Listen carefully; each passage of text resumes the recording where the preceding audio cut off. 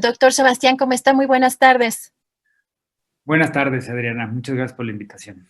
Al contrario, doctor, estamos en una situación muy complicada, doctor, después de pues mucho tiempo de estar en confinamiento y pues de estar en pues los niños, los adolescentes, los jóvenes en clases, pues entre por televisión, entre por internet, pues no sabemos cómo vamos o cómo van a llegar estos jóvenes y niños a clases presenciales, y tenemos esta situación de que pues todavía no tenemos un semáforo quizá adecuado para hacerlo de manera presencial, y luego están estas presiones por parte de las escuelas privadas por ya querer reiniciar clases presenciales. ¿Cómo ve este tema, doctor? Bueno, la situación es complicada por muchas aristas, ¿no? Yo creo que la principal es que la principal institución social destinada a nuestros niños y jóvenes ha quedado cerrada por muchísimo tiempo y por lo tanto no hay un espacio para ellos. Y esa situación, los niños, las niñas y los jóvenes son los grandes excluidos no solo de la pandemia, sino de la discusión pública. Seguimos centrados en la escuela, las escuelas privadas, la vacunación, todas cosas muy importantes, pero los chicos siguen siendo los principales excluidos. Luego tenemos el asunto de las escuelas particulares, que yo creo que son, por supuesto, quienes han tenido voz, quienes han estado en los medios, quienes han entrado al juego político de oponerse al gobierno con base en la exigencia de las aperturas de las escuelas privadas, pero creo que desvían la discusión de fondo, que es qué hacer con los grandes sectores de chicos, de los sectores populares, vulnerables, que se están quedando sin escuela.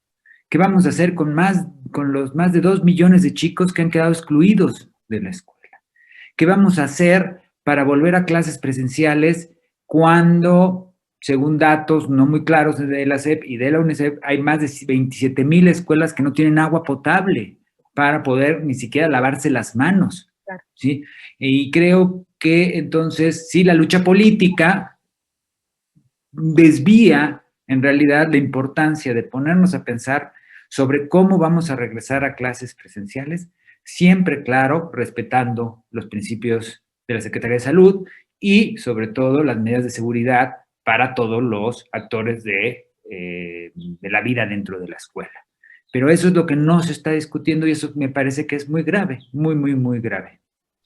Doctor, algo que me parece que también a lo mejor no hemos considerado, si de por sí las escuelas particulares pueden tener un nivel diferente, no digo mejor, pero un nivel diferente en materia de educación por que uno entiende que pues está pagando una educación, pero se entiende que tienen los alumnos de esas escuelas el acceso tanto pues a la televisión como al internet, y en casos en donde a lo mejor sus propios maestros, sus propios profesores pueden estar teniendo esta dinámica online o estas clases a través de internet.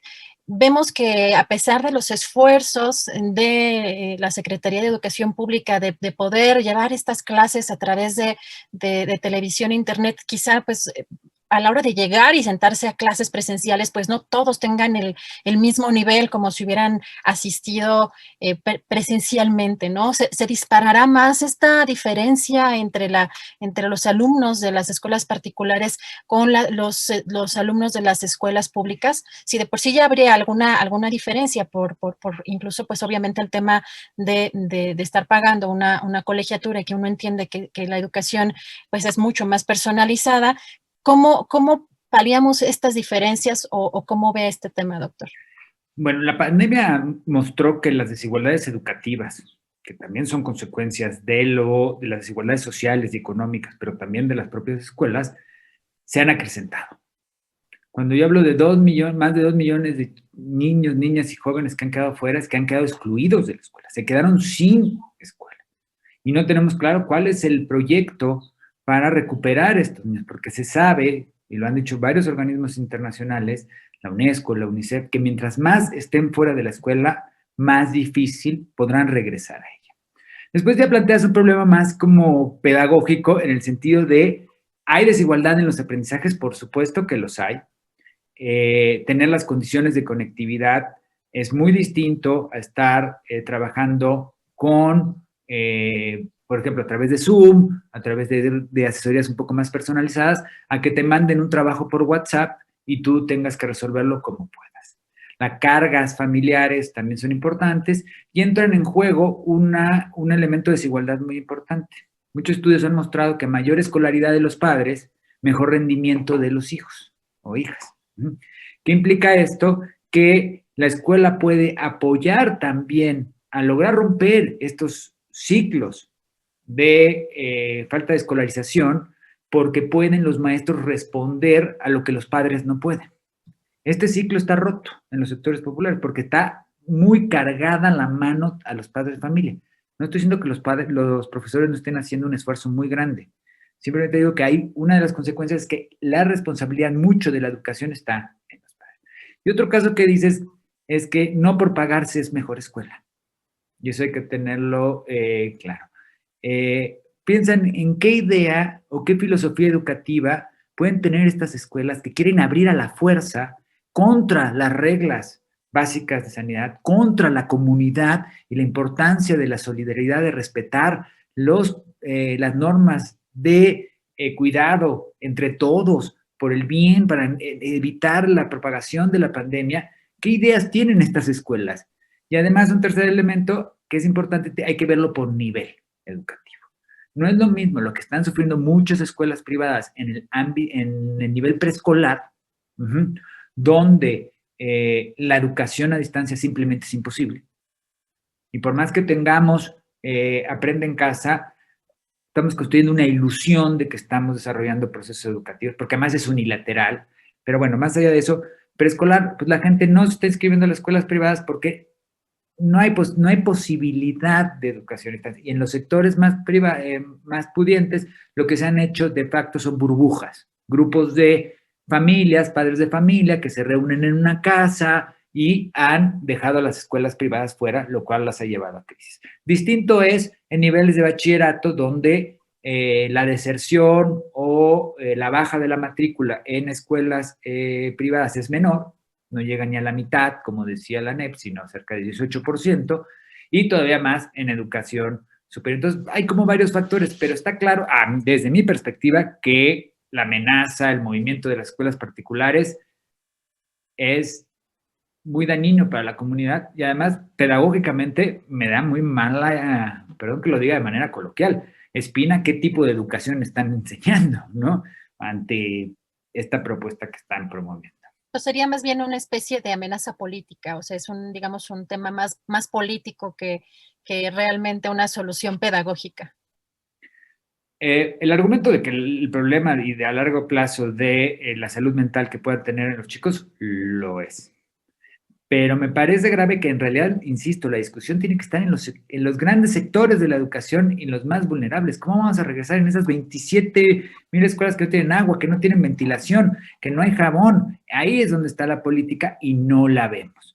En el caso de estos grupos, se dice que son unas 20,000 escuelas, no están realmente proponiendo algo, están queriendo meter fuerza para poder regresar o poner a la escuela en la misma situación o rubro económico que otros, o categoría económica que otros rubros económicos, ¿sí?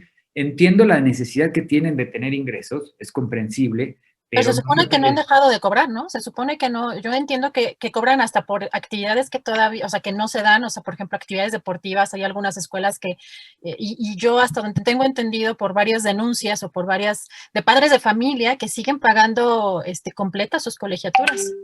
Bueno, ahí va a depender de cada centro escolar. Claro. Pero es un hecho que en los niveles más bajos, los más del 25% se han retirado de la escuela. Y ese es otro elemento que hay que verlo. Claro. Toda esta población que se está yendo a la escuela pública, ¿qué va a pasar cuando se abran las escuelas? ¿Hay espacio para ellos?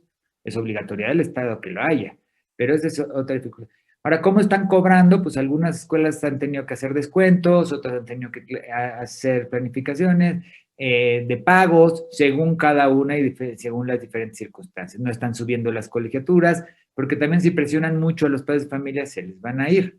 Eso me parece que puede llegar a suceder, pero sí les ha afectado económicamente, eso sí es comprensible y eso entiendo la demanda, pero la forma en que lo han hecho, las solicitudes que lo han hecho y el grupo al que representan como escuelas particulares, porque no son ni la mayoría ni los únicos grupos, hace que haya que dudar mucho de las propuestas de la NEP.